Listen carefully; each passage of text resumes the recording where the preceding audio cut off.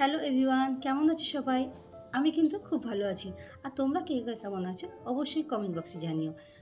এই আজকে খুব একটা সহজ কাঁকরোলের রেসিপি দেখাবো। অনেকেই আছে কাঁকরোল খেতে একদম পছন্দ করে না, তাদের জন্য এই রেসিপিটা বানিয়ে দেখতে পারো। খেতে কিন্তু অসাধারণ লাগে আর খুব সহজ। অল্প সামান্য কিছু মশলা দিয়ে তৈরি করে নেওয়া যায়। বাড়িতে ফ্রিজে অনেক দিন কাঁকরোলগুলো পড়েছিল। এই কাঁকরোলগুলো ফেলে না দিয়ে একবার এইভাবে কাঁচা পাকা কাঁকরোল দিয়ে এই তরকারিটা তৈরি করে দেখো, খেতে কিন্তু দুর্দান্ত হয়েছিল। এর জন্য কাঁকরোলের মাথার দিকের অংশটা আর শেষের দিকের অংশটা কেটে বাদ দিয়ে দেবো। আর একটা ছুরি দিয়ে গায়ের যে কাটা কাটা মতো অংশগুলো আছে সেগুলোকে কেটে বাদ দিয়ে দেবো। এরপর কাঁকরোলগুলোকে 2-3 বার জলে ভালো করে ধুয়ে নেবো, নাহলে কাঁকরোলের যে গায়ে কাটার মতো অংশগুলো আছে সেগুলো লেগে থাকতে পারে। এরপর কাঁকরোলগুলোকে একটু মোটা করে গোল করে কেটে নেবো। একইভাবে সব কাঁকরোলের গায়ের যে কাটা মতন অংশগুলো আছে সেগুলো কেটে বাদ দিয়ে দেবো। আর বারবার ধুয়ে গোল গোল করে কেটে নেবো। কাটার পর একটা বড় জায়গায় রেখে দেবো। তার মধ্যে বেশ কিছুটা নুন দিয়ে দেবো। নুনটা স্বাদ মতন দেবেন, যে যেরকম নুন খান। আর তার সাথে অল্প কিছুটা হলুদ গুঁড়ো দিয়ে দেবো। আর কালারের জন্য সামান্য কিছুটা কাশ্মীরি রেড মির্চ দিয়েছি। আপনারা এই জায়গায় শুকনো লঙ্কা গুঁড়ো ইউজ করতে পারেন। আর 2 চামচের মতন বেসন দেবো। বেসন দেওয়ার পর কাঁকরোলগুলোর সাথে বেসন আর সব মশলাগুলোকে ভালো করে মাখিয়ে 5 মিনিটের জন্য রেস্টে রেখে দেবো, যাতে কাঁকরোলের গায়ে বেসনে আর মশলাগুলো ভালো করে বাইন্ডিং হয়ে যায়। একটা মিক্সার জারের মধ্যে 2 চামচের মতন সর্ষে দিয়ে দিয়েছি। আর তার সঙ্গে 1 চামচের মতন তিল আর 1 চামচের মতন পোস্ত দিয়ে দেবো। আর ঝাল অনুপাতে তোমরা কাঁচা লঙ্কাটা ইউজ করতে পারো। আমি এখানে 4-5টা কাঁচা লঙ্কা নিয়ে নিয়েছিলাম। মিক্সার জারে ঢাকা আটকে একটা স্মুথ পেস্ট তৈরি করে নেবো। কড়াইতে সর্ষের তেল দিয়ে দেবো। এই রান্নাটা সর্ষের তেলে করলে খেতে কিন্তু বেশি ভালো লাগে। তেলটা যখন গরম হয়ে যাবে, যে বেসন মাখানো কাঁকরোলগুলো ছিল সেগুলো তেলের মধ্যে দিয়ে দেবো।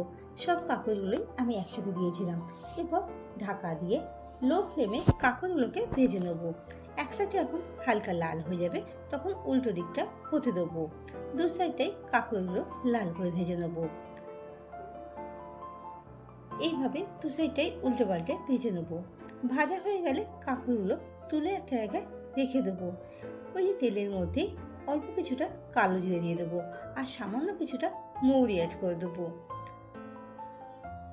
কালো জিরা আর মৌরি দেওয়ার পর হালকা মশলাকে নাড়াচাড়া করে নেবো।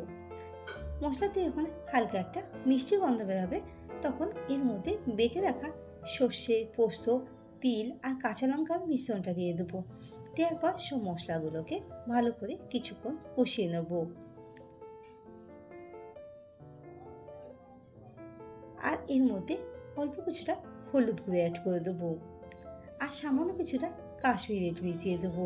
যেহেতু আমি এখানে কাঁচা লঙ্কা অনেকগুলো নিয়েছি, বেশি ঝাল হলে খেতে সমস্যা হবে, তাই আমি বেশি লঙ্কা ইউজ করিনি। আপনার ঝাল অনুপাতে ইউজ করবেন।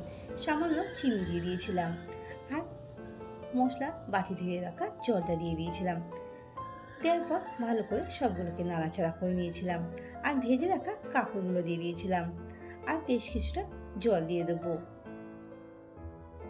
জল দেওয়ার পর ঢাকা দিয়ে কাঁকরোলের গ্রেভিটা বা কাঁকরোলের তরকারিটা হতে দেবো। আশা করব রেসিপিটা ভালো লেগেছে। ভালো লাগলে বাড়িতে কিন্তু একবার এই সহজ পদ্ধতিতে কাঁকরোলের রেসিপিটা তৈরি করে দেখো। আর উপর দিয়ে স্বাদ মতো নুন দিয়ে দিয়েছিলাম।